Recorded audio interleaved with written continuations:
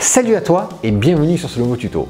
Alors aujourd'hui on se retrouve pour parler d'une série d'accessoires qui j'espère devrait t'aider dans tes photos de studio, voire aussi des photos en extérieur, mais surtout leur dénominateur commun c'est le prix. Ils ne sont vraiment pas chers.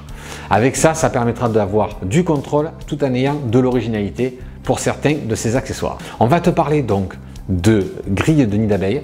Alors je sais que parfois ça paraît barbare pour certains ou qui ont tendance à délaisser ce type d'accessoires, mais pourtant qui ont un niveau, du moins qui permettent un niveau de contrôle sur tes photos vraiment optimum. On va parler également de gélatine, ce petit accessoire coloré qui peut donner vraiment une touche d'originalité à tes photos. Et pour finir, on va parler d'un snoot, ce petit accessoire qui permet d'avoir un contrôle sur ta lumière de manière royale. Allez, on va pas tourner autour du pot, on va commencer directement par les grilles de nid d'abeille. Allez, c'est parti. La grille de nid d'abeille. Ce fameux accessoire dont de nombreux photographes, quand tu débutes, tu dis mais qu'est-ce que c'est ce truc? Alors cette grille permet simplement de pouvoir canaliser la lumière. Elle se fixe où? Elle se fixe, alors plusieurs possibilités, elle peut se fixer sur un bol, comme ceci, et bien sûr ton bol directement sur le flash de l'appareil. Donc lorsque la lumière va être générée par ton flash, ça va passer par cette grille, et grâce à ce resserrement, je ne sais pas si tu vois à l'image, voilà, là je pense que tu vas pouvoir. Voilà, je pense qu'on voit pas mal. Mais ça va permettre de garder la lumière vraiment très resserrée. Ça va permettre vraiment d'avoir, je dirais, une lumière qui ne va pas partir dans tous les sens, qui ne va vraiment pas venir arroser ton sujet, mais vraiment qui va se concentrer sur ton sujet. Alors ces grilles, il y en a plusieurs, bien sûr. Là, je te montre 3 exemples de taille. Mais grâce à ces tailles, ça permet donc de resserrer de plus en plus ton faisceau lumineux. Ce n'est pas un accessoire qui sert à rien.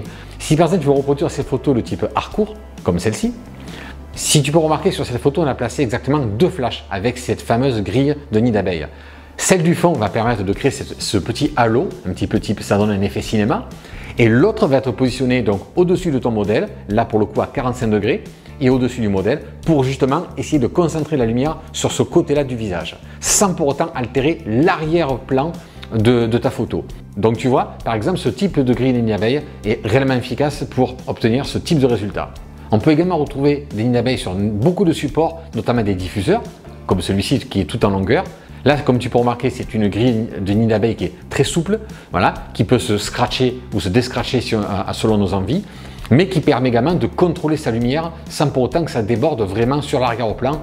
C'est très efficace. Voilà, par exemple, ça c'est très efficace. Ça, c'était pour donc notre premier accessoire. Le deuxième accessoire est la gélatine. Qu'est-ce que la gélatine? Alors, la gélatine, c'est ça. Ce sont des feuilles plastiques transparentes, mais colorées. Donc tu en as de pleines couleurs, violet, rouge, voilà, verte, enfin tu en as plein. Et ces petits supports colorés vont se positionner donc face à votre bol. Grâce à cela, ça va permettre de pouvoir générer une couleur. Comme tu peux remarquer, là je passe au rouge. Si je mets par exemple cette gélatine face à ma lumière qui me permet de me filmer, et bien si tu remarques, ça me génère du rouge sur moi. Mais tu peux très bien rajouter du violet, tu vois, et ça génère du violet. Et c'est ça qui est plutôt intéressant, tu peux en mettre 2 sur tes 2 flashs différents et pour générer comme ça du rouge et du violet ou bien sûr des autres couleurs qui t'importent et qui vont surtout correspondre à ton sujet. Alors ces gélatines très intéressantes donc, qui se mettent donc sur le bol et qui permettent donc de colorer ton image selon tes envies. Petite chose, tu peux ensuite cumuler tes gélatines et bien sûr ta grille de nid d'abeille. Tu peux avoir un effet de concentration de ta lumière et coloré. Donc tu vois, tu peux même t'amuser à les additionner ces petits effets. Tu vois, c'est pas bien compliqué et c'est efficace et pas cher. Pour te donner une ordre d'idée, ces gélatines, ça m'a coûté, allez, à bagatelle de 15 balles. Et pour 15 balles, je me suis retrouvé avec des grandes, des petites, enfin tout pour générer de la couleur sur mes images.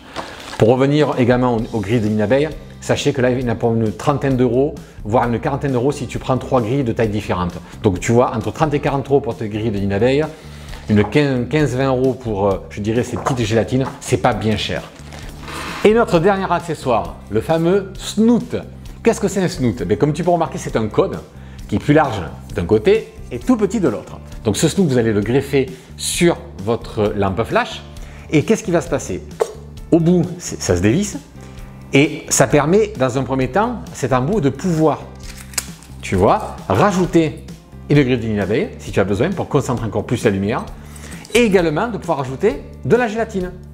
Mais simplement sur, je dirais, une surface de projection de la lumière qui est vraiment réduite. Alors comment s'en servir?